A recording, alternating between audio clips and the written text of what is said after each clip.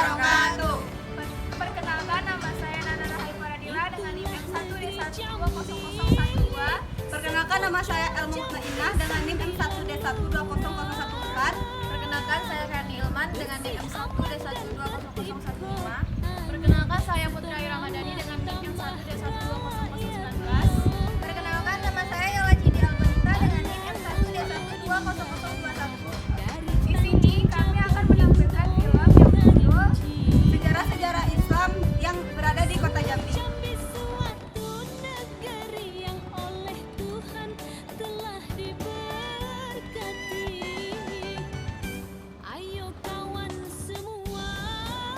Sungai Batanghari merupakan jalur perdagangan strategis pada masanya, yaitu masa Kerajaan Sriwijaya. Sungai Batanghari sangat berperan penting pada masa awal masuknya agama Islam di Jambi, karena menghubungkan semua pelayaran dan perdagangan yang ada di Asia. Selain itu, Jambi merupakan bagian penting dalam penyebaran agama Islam. Adanya Islam di Jambi karena kedatangan kapal dari Kesultanan Turki. Untuk penyebaran Islam di Jambi sendiri, rombongan tersebut dipimpin oleh Ahmad Ilyas atau Ahmad Barus. Sejarah Islam pada masyarakat Jambi seberang karena kapal rombongannya terdampar di Pulau Berhalo. Ahmad Ilyas sendiri menghancurkan patung-patung berhala tersebut sembahan di Pulau Berhala, sehingga Ahmad Ilyas dijuluki sebagai Datuk Paduka Berhalo. Itulah negeri Jambi, sepojok Jambi 9 lurah.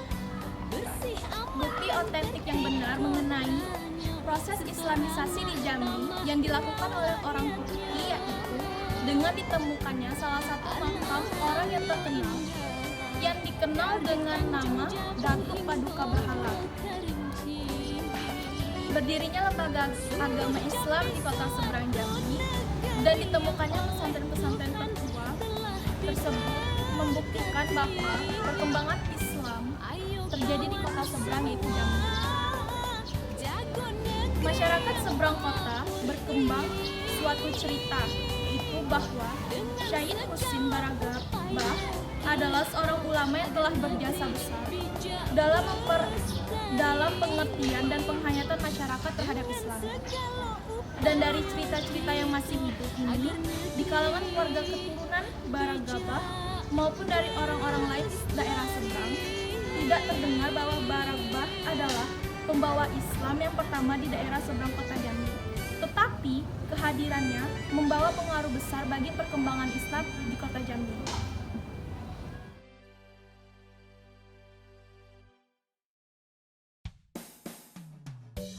Masuknya Islam di daerah seberang kota Jambi bersamaan dengan pindahnya kerajaan Melayu dari Tanjung Jabung ke pedalaman Jambi, yaitu Tanah Pilih, pada masa pemerintahan Rancayo Hitam. Sedangkan sebagai pusat kerajaan berada di Tanah Pilih di daerah kota Jambi. Sedangkan orang yang pertama kali menyebarkan Islam di seluruh kota Jambi adalah Syahid Husin bin Ahmad Baragabah, dan kehadirannya membawa pengaruh besar bagi perkembangan agama Islam di daerah ini.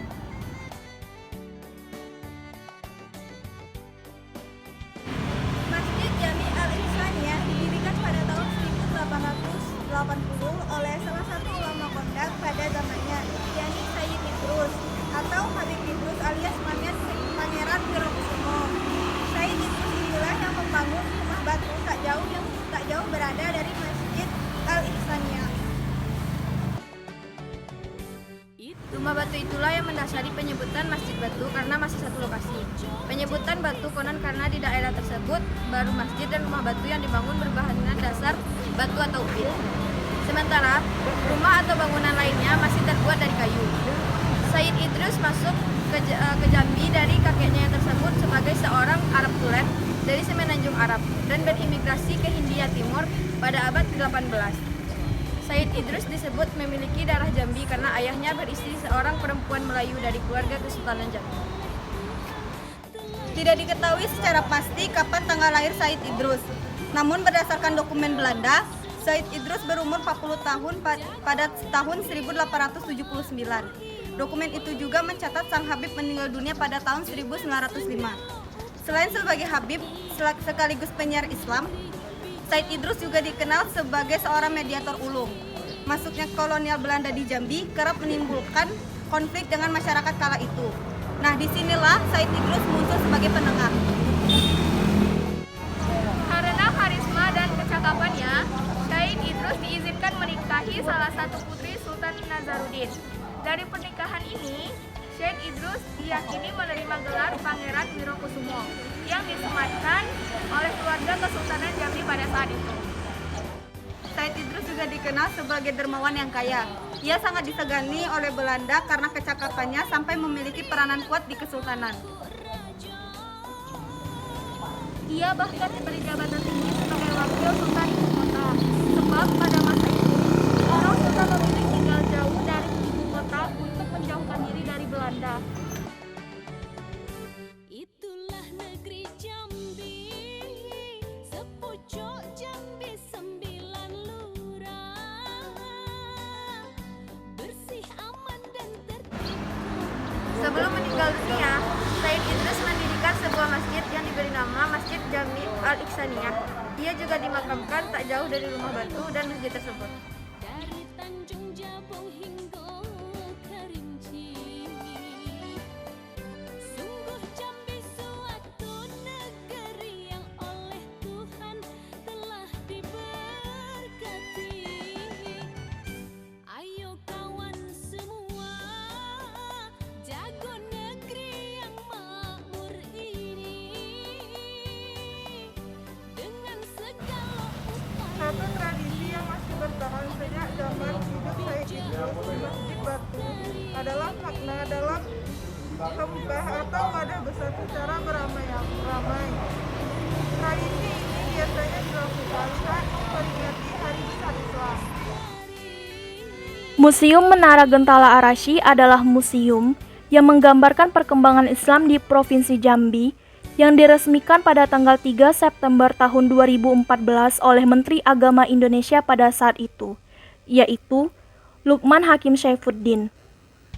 Museum Menara Gentala Arasy terdiri dari menara yang melambangkan kota Jambi sebagai pusat pendidikan Islam. Nama Gentala Arasy diperoleh dari 3 kata, yaitu genta yang berarti suara, tala yang berarti keselarasan, dan arasy yang berarti menggema ke langit. Maka makna dari Gentala Arasy adalah bunyi yang selaras dan menggema ke langit. Bunyi ini berasal dari lonceng Menara Gentala Arasy yang mengeluarkan bunyi sebagai pertanda waktu sholat fardu bagi umat muslim di kota Jambi. Museum ini dibangun sebagai kenang-kenangan bagi turis yang berkunjung ke kota Jambi. Koleksi museum terdiri dari foto para ulama, peninggalan kesenian dan kebudayaan Islam, peninggalan arsitektur Islam, naskah pendidikan Islam, naskah sejarah Menara Gentala Arasy, buku-buku suci yang sangat tua, kain kafan, selendang, jubah milik Sri Sultan Mangkubumi, mangkuk, uang logam kuno, dan juga terdapat Al-Quran dan beduk yang berukuran besar. Menara Gentala Arasy merupakan bagian yang paling menonjol dari Museum Menara Gentala Arasy karena corak arsitekturnya yang khas dengan budaya Arab. Menara ini dibangun sejak tahun 2011 hingga tahun 2014 oleh Dinas Pekerjaan Umum Provinsi Jambi dengan tinggi menara mencapai 80 meter. Di sekitar halaman museum terdapat relief yang menandakan sejarah masuknya Islam di kota Jambi. Mulai dari Islam masuk ke kota Jambi dibawa oleh seorang Arab Alawiyin bernama Habib Hussein Al-Barobah yang berasal dari kota Tarim, Hadramaut, Yaman. Habib Hussein Al-Barobah dilahirkan pada tahun 1683 Masehi. Habib Hussein Al-Barobah berangkat dari Yaman menuju India. Pada tahun 1716 Masehi, beliau melanjutkan dakwahnya menuju Jambi dan menetap di Kampung Arab Melayu, Kecamatan Pelayangan, Kota Jambi. Di sana, beliau mengajarkan ilmu pengetahuan Islam seperti Al-Quran, tafsir, fikih mazhab, syafi'i, tauhid, serta tasawuf. Di antara murid beliau adalah seorang keturunan Cina yang bernama Shintai atau Datuk Shintai. Kemudian Habib Husain Al-Barobah menikah dengan Nyai Resi atau Fatimah, putri dari Datuk Shintai. Habib Husain Al-Barobah berada di kampung Arab Melayu sampai wafat pada tahun 1760. Setelah Habib Husain Al-Barobah wafat, perjuangan beliau dilanjutkan oleh putranya Habib Qasim Al-Barobah. Kemudian, perjuangan untuk mengembangkan ajaran Islam dilanjutkan oleh putra daerah bernama Syekh Muhammad Yusuf bin Haji Muhammad Khotib, berasal dari Kampung Tengah. Perjuangan dakwah Syekh Muhammad Yusuf bin Haji Muhammad Khotib ini diteruskan oleh putra kandungnya yang bernama Haji Abdul Majid bin Haji Muhammad Yusuf. Dari beliau ini lahirlah ulama-ulama besar di tanah Jambi. Pada tahun 1912, Syekh Abdul Majid bin Muhammad Yusuf bersama teman-temannya mendirikan 3 lembaga pendidikan yang disebut Rumah Kutab, yang terbuat dari bahan material bambu. Pada tahun 1915 sampai dengan 1917, Rumah Kutab itu dipugar dan diganti dengan bahan kayu. Dari Rumah Kutab atau madrasah inilah, murid-murid tersebar sampai ke seluruh provinsi Jambi, kecuali Kabupaten Kerinci karena Kerinci pada saat itu masuk wilayah Sumatera Barat, termasuk dari Kepulauan Riau bahkan Malaysia. Murid-murid yang tamat dari madrasah tersebut kemudian mendirikan beberapa madrasah sampai saat ini. Di antara murid-murid dari madrasah ini adalah Syekh Muh Bafadol, mantan Rektor IAIN STS Jambi dan Ketua MUI Provinsi Jambi. Syekh Muh Bafadol mendirikan Madrasah Al-Khairiyah di Kampung Manggis. Kiai Haji Abdul Qadir Ibrahim mendirikan Madrasah Asy'ad Ol Kemang. Sejarah dari Pondok Pesantren. Pada masa Syekh Abdul Majid Jambi, di Lengger Putih mulai mengadakan pengajian kitab kuning di daerah Kesultanan Jambi dan berlangsung hingga tahun 1904 karena beliau harus hijrah ke Mekah guna menghindari penangkapan penjajahan Belanda. Hal tersebut karena selain sebagai seorang guru, beliau juga sebagai penasehat dari Sultan Taha Syaifuddin Jambi.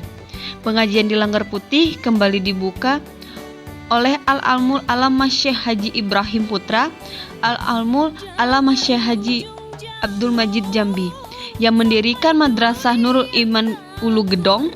Lengger Putih ini juga berfungsi sebagai lembaga pendidikan dan kembali pada tahun 1948 hingga tahun 1951 oleh Kiai Haji Abdul Qadir Ibrahim. Susunan kepengurusannya diketuai oleh Kiai Haji Abdul Qadir Ibrahim yang juga menjadi mudir, nazir atau pengasuh perguruan Asy'ad. Kemudian tanggal 20 April 1963 dirubah dengan nama Yayasan Perguruan atau Asrama Nurul Iman dengan akte notaris nomor 16 tahun 1963 dan Kiai Haji Abdul Qadir Ibrahim meninggal tahun 1970. Jabatan ketua dipegang oleh kakak kandungnya yaitu Kiai Haji Muhammad Yusuf Ibrahim, sedangkan mudir dipegang oleh Kiai Haji Nurdin A. Pada tanggal 23 Mei 1979, susunan kepengurusan yayasan diperbaharui lagi. Begitu pula dengan nama yayasan dirubah dengan Yayasan Perguruan Asy'ad. Jabatan ketua yayasan merangkap nazir dijabati oleh Dr. Andes Muhammad Hasan Kiai Haji A. Qadir dengan akte yayasan nomor 28 tahun 1979. Setelah Dr. Andes Muhammad Hasan meninggal pada tahun 1984, beliau diganti oleh Kiai Haji Muhammad Nadim Qadir. Pondok Pesantren Asy'ad didirikan pada tahun 1951 oleh Kiai Haji Abdul Qadir Ibrahim. Dalam kegiatan belajar mengajar, Pondok Pesantren Asy'ad berintegrasi 2 kurikulum, yaitu kurikulum pondok pesantren dan kurikulum sekolah atau madrasah. Pondok Pesantren Asy'ad mengemban misi untuk turut mencerdaskan para generasi bangsa yang mampu merespon modernisasi dengan menerapkan ajaran agama Islam dengan rahmatan lil alamin. Saat ini, Pondok Pesantren Asy'ad menjadi tempat berlabuh 1.800-an santri untuk menuntut ilmu yang datang dari berbagai daerah, kabupaten, dan provinsi di Indonesia. Sejak tahun 1951, Pondok Pesantren Asy'ad membuat program belajar mengajar untuk generasi muda ulama yang siap menghadapi tantangan global yang akan datang. Olak Kemang adalah nama sebuah desa yang terletak di Kecamatan Danau Teluk, seberang kota Jambi. Desa ini tak jauh dari kota Jambi yang hanya terpisah oleh aliran sungai Batanghari. Desa ini amat populer di Jambi karena terdapat sebuah situs bersejarah, yakni Rumah Batu Olak Kemang. Desa Olak Kemang berada di bagian utara kota Jambi. Desa ini dapat ditempuh hanya beberapa menit saja dari kota Jambi dengan cara menyeberangi sungai Batanghari. Di sini tak hanya kental dengan adat Islamnya, tetapi juga berbagai jejak sejarah masuknya Islam di Sumatera dan tonggak berdirinya Kesultanan Jambi. Rumah Batu menjadi satu bangunan cukup mencolok di tengah permukiman penduduk desa Olak Kemang. Rumah Batu itu merupakan peninggalan seorang penyebar agama Islam di kota seberang pada abad ke-18 bernama Sayyid Idrus Hasan Al-Jufri yang dijuluki Pangeran Wirokusumo. Ketika akan membangun rumah tersebut, Sayyid Idrus Hasan Al-Jufri mendapat banyak saran dari sahabat-sahabatnya kala itu, termasuk dari Datuk Sintai, seorang pedagang dari negeri Cina. Lewat tangan Datuk Sintai lah rumah yang kini menjadi cagar budaya kebanggaan Jambi itu berdiri. Paduan bangunan lokal Cina, Arab, dan bahkan Eropa terkesan kental pada bangunan tua dua lantai itu. Terlihat relief naga di dinding bercat putih, kemudian di sisi kanan terdapat sebuah batu berukiran singa dan bunga. Lalu di pilar bagian dalam tampak relief bertuliskan huruf-huruf Arab. Sementara di bagian lantai 2 memperlihatkan budaya bangunan lokal Jambi dengan bahan kayu. Gaya Eropa terlihat dari tiang penyangga, bentuk teras, dan tangga. Seluruhnya terbuat dari batu. Dibilang rumah batu karena pada waktu pembangunannya, rumah itu merupakan rumah batu pertama yang dibangun di daerah seberang. Ketika masih hidup, Pangeran Wirokusumo memiliki kedudukan yang penting pada masanya, yakni sebagai penengah antara Kesultanan Jambi dengan Belanda. Selain itu, beliau merupakan ayah mertua dari Sultan Jambi, yakni Sultan Taha Saifuddin. Pangeran Wirokusumo wafat pada tahun 1902 dan dimakamkan di Desa Olak Kemang, tepatnya di depan Masjid Al-Ihsaniyah yang juga merupakan masjid tertua di daerah tersebut. Masjid ini juga dibangun oleh Pangeran Wirokusumo pada 1880. Hampir semua warga di kawasan Kampung Arab Melayu mengenal nama Datuk Sintai. Datuk Sintai berasal dari Cina. Oleh karenanya, itu sebagian daerah di Arab Melayu ini juga dikenal sebagai Kampung Pecinan. Ia diyakini sebagai pembawa agama Islam pertama kali di Jambi sejak 400 tahun lalu. Berdasarkan penuturan salah seorang tertua bernama Hamid Fauzi atau biasa disapa Datuk Hamid pada tahun 2015 lalu, Datuk Sintai adalah ulama mu'alaf keturunan Tionghoa. Pada masanya, Datuk Sintai ikut membantu perjuangkan kerajaan Melayu Jambi. Ia kemudian diberikan daerah pecinan di daerah seberang kota Jambi. Ia bahkan dinikahkan dengan salah seorang putri bangsawan Raja Melayu Jambi kala itu. Putri Datuk Sintai dinikahkan dengan salah satu ulama kondang di Jambi bernama Sayyid Husin bin Ahmad Barakbah. Menantu Datuk Sintai ini merupakan pesiar Islam di Jambi yang diyakini sebagai keturunan ke-27 dari Sayyidin Husin yang merupakan cucu dari Nabi Muhammad SAW. Bahkan, makam Sayyid Husin yang sudah berada di daerah Sekoja sudah ditetapkan sebagai cagar budaya oleh pemerintah setempat. Sekian dari kami. Wassalamualaikum warahmatullahi wabarakatuh.